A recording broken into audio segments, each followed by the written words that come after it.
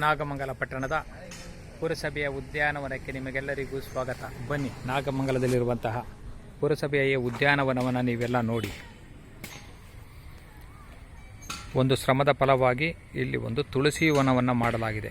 ಈ ವೃತ್ತದಲ್ಲಿ ಪೂರ್ಣ ಪ್ರಮಾಣದಲ್ಲಿ ತುಳಸಿ ಗಿಡಗಳೇ ಇದ್ದು ಒಳ್ಳೆಯ ಗಾಳಿಯನ್ನು ಕೊಡುವುದರ ಮೂಲಕ ನಮ್ಮ ಆರೋಗ್ಯ ಸುಧಾರಣೆಗೆ ಒಂದು ಪ್ರೋತ್ಸಾಹದಾಯಕವಾದಂತಹ ಈ ತುಳಸಿ ಗಿಡದ ಒಂದು ವೃತ್ತ. ಓಡಾಡುವ ರಸ್ತೆಯ ಮಗ್ಗುಲಲ್ಲಿ ಒಂದು ಲಕ್ಷಣವಾಗಿ ಕಾಣಲೆಂದು ಹಾಕಿರುವಂತಹ ಗಿಡಗಳ ಸಾಲು. ಇಲ್ಲಿನ ಸಾಲುಗಳು ಒಂದು ಅತ್ಯಾಕರ್ಷಕವಾಗಿದ್ದು ಎಲ್ಲರೂ ಓಡಾಡಲು ಒಂದೇ ರಸ್ತೆ ಇರಲಿ ಎಂದು ಒಂದು ನಿಯಂತ್ರಣವನ್ನು ಮಾಡಲಾಗಿದೆ. ಇಲ್ಲಿ ಕಾಣುತ್ತಿರುವ ಇದನ್ನು ನೋಡಿ, ಇದು ಪಾರಿಜಾತ ಗಿಡ. ಇದು ಬೆಳೆದೊಡನೆ ಇದು ಗಿಡದ ಒಂದು ಸುವಾಸನೆ ಈ ಪಾರ್ಕನ್ನೇ ಹಬ್ಬಿಸುತ್ತದೆ. ಅದೇ ರೀತಿ ಗುಲಾಬಿ ಗಿಡಗಳು, ಹಾಗೆ ಸ್ಫಟಿಕ ಹೂವಿನ ಗಿಡಗಳು, ಆಲ ಮತ್ತು ಬೇವಿನ ಮರದ ಸಾಲುಗಳು ಇಲ್ಲಿ ಇವೆ. ಇವುಗಳ ಜೊತೆಗೆ ಜನಗಳು ಓಡಾಡುವ ವ್ಯವಸ್ಥೆ ಒಂದೇ ರೀತಿ ಇರಲಿ ಎಂಬ ಉದ್ದೇಶದಿಂದ ಏಕಗವಾಸಿ ವ್ಯವಸ್ಥೆಯನ್ನು ಮಾಡಲಾಗಿದ್ದು ಮಧ್ಯಭಾಗದಲ್ಲಿ ಓಡಾಡುವುದನ್ನು ನಿಯಂತ್ರಿಸಲು ಪ್ರಯತ್ನವನ್ನು ಮಾಡಲಾಗಿದೆ. ಈ ಪ್ರಯತ್ನದ ಫಲವೇ ಇಲ್ಲಿ ನಡೆದಿರುವಂತಹ ಎಲ್ಲ ಆಸನ ವ್ಯವಸ್ಥೆಗಳನ್ನು ನಾವು ಗಮನಿಸಬಹುದಾಗಿದೆ. ಪಾರ್ಕಿನ ಸೊಬಗನ್ನು ಹೆಚ್ಚಿಸಿ ಓಡಾಡುವವರಿಗೆ ಒಂದು ಒಳ್ಳೆಯ ವಾತಾವರಣ ಕಣ್ಣಿಗೆ ಸಿಗಲೆಂಬ ಉದ್ದೇಶದಿಂದ ಓಡಾಡುವ ಪಥದ ಎರಡು ಭಾಗಗಳಲ್ಲಿ ಗಿಡಗಳ ಸಾಲುಗಳನ್ನು ಸಹ ಬೆಳೆಸಲಾಗಿದೆ.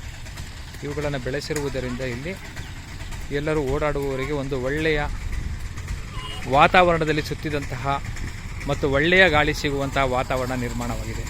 ಹಾಗೆ ಚೆಂಡು ಹೂವುಗಳು, ಅದೇ ರೀತಿ ಹೊಂಗೆಯ ನೆರಳು, ಅದೇ ರೀತಿ ಔಷಧೀಯ ಗಿಡಗಳ ಸಾಲುಗಳು, ಇವೆಲ್ಲ ಕಣ್ಣಿಗೆ ವಿವಿಧ ಬಣ್ಣಗಳನ್ನು ಕಾಣುವುದರಿಂದ ಕಣ್ಣಿಗೆ ಒಂದು ರೀತಿ ಒಳ್ಳೆಯ ರಮ್ಯವಾದ ಬೆಳಕನ್ನು ನೀಡುತ್ತದೆ. ಹಾಗೂ ಕಣ್ಣಿಗೆ ಒಂದು ಸ್ಪಷ್ಟತೆಗೆ ಒಂದು ಅನುಕೂಲವಾಗುತ್ತದೆ.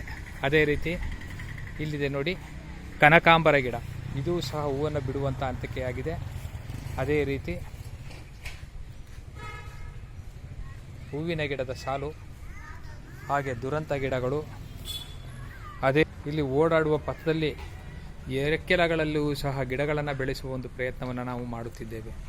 ಬನ್ನಿ, ನೀವೆಲ್ಲ ನಾಗಮಂಗಲದ ಈ ಸೌಮ್ಯಕೇಶ್ವರ ಸ್ವಾಮಿ ದೇವಸ್ಥಾನದ ಮುಂಭಾಗದಲ್ಲಿರುವಂತಹ ಪುರಸಭೆಯವರ ಪಾರ್ಕ್ನಲ್ಲಿ ಬಂದು ವಿಶ್ರಮಿಸಿಕೊಳ್ಳಿ.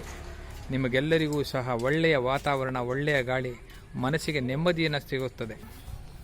ನೋಡಿ, ಇಲ್ಲಿ ಒಂದು ದಿಬ್ಬವಿತ್ತು. ಆ ದಿಬ್ಬದ ಮೇಲೆ ಒಂದು ಹೂವಿನ ಗಿಡದ ಸಾಲನ್ನೇ ಹಾಕಿದಾಗ ಆ ಸಾಲಿನಲ್ಲಿ ಬೆಳೆದಂತಹ ಈ ಹೂವಿನ ಗಿಡಗಳು ಎಷ್ಟು ರೋಮಾಂಚಕವಾದ, ಆಕರ್ಷಕವಾದ ಹೂವಿನ ಕಣ್ಣಿಗೆ ಕಣ್ತುಂಬುವಂಥ ಚಿತ್ರಗಳನ್ನು ನಾವು ಕಾಣಬಹುದು. ಈ ಒಂದು ರಮ್ಯವಾದ ಪಾರ್ಕನ್ನು ಉಳಿಸಿಕೊಳ್ಳಲು ನಾವೆಲ್ಲರೂ ಸಹ ಶ್ರಮ ಪಡಬೇಕಾಗಿದೆ.